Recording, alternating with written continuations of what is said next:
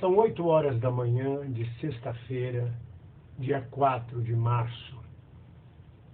Eu não dormi, alguma coisa me dizia para ficar apreensivo, e às 6 e pouco da manhã de hoje, eu recebo a notícia de que Lula, Dona Marisa, seu filho, e mais 40 e tantos mandados de condução coercitiva, ou seja, prisão, em direção a Curitiba, expedido pelo juiz Moro, e que Lula e Dona Maria foram presos para depor.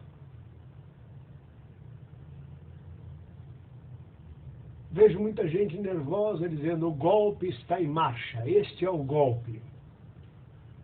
Aqueles que prendem Lula e Dona Marisa pensam de forma idealista a concepção da sociedade. Pensam que eliminando um homem, uma pessoa, um partido, resolvem as contradições de uma sociedade injusta, de uma sociedade problemática, de um Estado falido, de um sistema partidário falido, de um sistema judiciário falido, de um sistema tributário falido, de um sistema de saúde e educação falidos, não só no Brasil, no mundo inteiro. Mataram Che Guevara, a luta dos povos e dos pobres continuou. Mataram Lumumba e a luta da África continuou.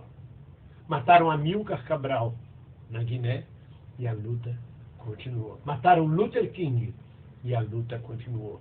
Mataram Malcolm X e a luta continuou. Mataram centenas, milhares no Chile, na Argentina, na Indonésia. Matam milhares. Os fascistas mataram. Matam. Mataram Garcia Lorca. 40 anos de franquismo. E a Espanha hoje continua na luta. Não é a morte de uma pessoa, não é a prisão de uma pessoa que resolve as contradições de um país, que resolve as contradições de uma sociedade. Não há golpe. O comando do Estado e do governo sempre pertenceu à burguesia, à classe dominante. Essa classe social fez uma revolução em 1792 na França, fez na Holanda, fez na Inglaterra. Ela é hegemônica, ela é dona dos meios e modos de produção. Ela é dona da mais-valia dos trabalhadores. Então ela está apenas pedindo de volta o poder que é dela. E que momentaneamente, por um acordo e por conciliação, por uma economia que estava favorável, ela conseguiu encontrar em Lula um conciliador de classes. Nesses anos todos não foi feita reforma agrária, reforma tributária, reforma judiciária, reforma das comunicações, reforma da lei de meios, nada foi feito. Ao contrário, sustentou-se com dinheiro do governo federal uma mídia opositora, agressiva, denunciativa e golpista. Então o que nós estamos vendo hoje é um rompimento diante da economia mundial, um rompimento de um pacto conciliador entre classes, que o PT, com sua Carta aos Brasileiros, estabeleceu em 2002. Não é golpe, é o que nós sempre vivemos. Eu vivi o governo Carlos Lacerda no Rio de Janeiro, antes do golpe militar. Era fascismo puro. Éramos espancados, éramos presos no meio da rua. Vivi durante toda a minha vida a clandestinidade do Partido Comunista, que a gente não podia nem dizer o nome do partido, nem dizer que pertencia ao partido. E, entretanto, vivemos, sobrevivemos e lutamos e conduzimos as lutas dos trabalhadores e do povo brasileiro das melhores formas possíveis. Não é a prisão de um homem, não é a denúncia de um homem que vai parar as contradições da sociedade. Mera ilusão, mera fantasia. Não é a vaidade de um jovem juiz achando que pode consertar a corrupção do mundo. Ele faz a parte dele. E se de alguma forma ficar provada a corrupção de Lula, de Dona Marisa, de quem quer que seja, até da minha mãe, é que seja cumprida a lei, embora seja uma lei burguesa. Que é para isso que são feitas as leis no sistema burguês. Aliás, como diz Saramago muito bem, a democracia hoje consiste de 4 em 4 anos você trocar um presidente que você não gosta por um outro para ver se você vai gostar. Mas se houve corrupção, que seja cumprida a lei. Mas afastar uma pessoa ou outra, apiar alguém do poder, como apiaram Getúlio, como apiaram João Goulart, não muda as contradições de uma sociedade. Pelo contrário, afirram cada vez mais as contradições na sociedade. Uma futura deposição de Dilma, um futuro fechamento do PT. O Partido Comunista foi fechado em 46. Eu já nasci debaixo do fechamento do Partido Comunista. Em 63, quando eu entrei no Partido Comunista, já entrei nele na clandestinidade. Enfrentei a clandestinidade da ditadura. Isso não muda nada. Nada na luta dos povos. Isso só tem a ver com o nosso ego, com as nossas emoções. Prenderam uma pessoa que eu gosto. Prenderam uma pessoa que é meu líder. Outros líderes surgirão, se for necessário. Se apagarem Lula, outros líderes surgirão. Não ter dúvida, foi assim no mundo inteiro. Essa é a história da luta dos povos. Essa é a história da libertação. Cada vez sempre melhor. Cada vez sempre procurando melhorar as condições de vida do povo e do pobre. Então é com muita esperança que eu vejo o futuro. Porque eu não vejo o agora. O agora é uma crise, é um estertor daqueles que, por um ego vaidoso, daqueles que não se conformam de mesmo no jogo democrático burguês terem perdido a eleição e querem de toda forma pôr as garras no poder econômico do país e mudar a política econômica, subordiná-la aos interesses dos Estados Unidos, subordiná-la aos interesses totais dos grandes bancos, das grandes empreiteiras, das grandes empresas.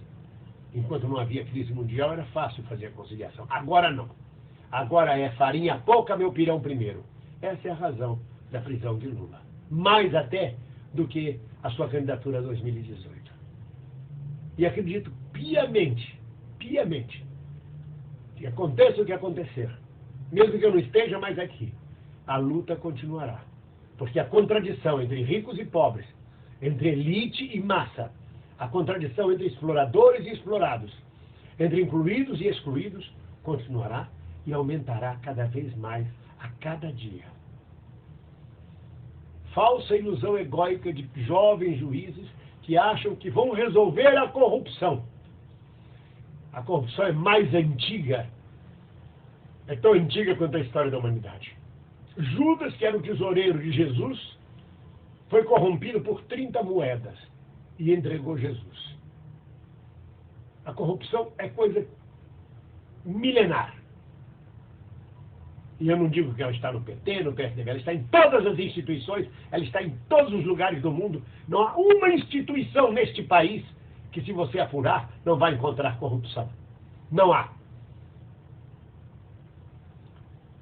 Então isso não se resolve com vingança, com ódio, com a prisão de uma pessoa. Os fascistas assassinaram Garcia Lorca durante a Guerra Civil Espanhola. Assassinaram nomes e pessoas importantíssimas para a cultura da humanidade, para o bem da humanidade. Que mal fazia Martin Luther King para tomar um tiro pela frente? Que mal fazia Malcolm X? Que mal fazia Amílcar Cabral? Pessoas que eram pacíficas, extremamente pacíficas. Sem contar a prisão de Mandela, décadas na cadeia, para sair e libertar o seu povo e para se tornar ídolo mundial. É a vida, é a luta. Nós não somos ainda o poder. Nós, que eu digo, os trabalhadores, os explorados, os excluídos, aqueles que trabalham com a arte, aqueles que trabalham com o processo criativo, aqueles que, por alguma razão, se compadecem do povo pobre. Porque compreendem, por inspiração, que a miséria é danosa, que a miséria é excludente do próprio processo criativo. Então, nessa manhã de hoje, de sexta-feira, 4 de março, eu gravo esta mensagem de esperança na nossa luta. Vamos reagir, sim, ao golpe em marcha. Que não é golpe, eu já disse, é a burguesia tomando seu poder de volta. Me dá o que é meu, o que eu emprestei por alguns anos. Nós vamos reagir a essa violência. As garantias individuais estão ameaçadas. As garantias políticas estão ameaçadas. Vão entregar o país ao que existe mais podre e corrupto e perverso em toda a história do Brasil. Mas nada disso nos espanta. Atrocidades piores já foram feitas, tanto pela Inquisição Católica, pelos reinos católicos durante a Idade Média e durante a Renascença, tanto na Guerra Civil Espanhola, tanto no nazismo, tanto no fascismo, tanto com os ataques americanos e estadunidenses ao Iraque, ao Oriente Médio, a todos os povos árabes, ao Vietnã, a todos os povos menos favorecidos do mundo. A dizimação de milhares, centenas de milhares de civis na Ásia, no Oriente. É assim que é a vida, é assim que é a nossa luta. Não há espanto, não há choro e não há lágrima. Há racionalização, há uma dor profunda. 2 passos à frente e 1 passo atrás. 2 passos à frente, 1 passo atrás. E vamos em frente. A verdade é filha do tempo e não da autoridade.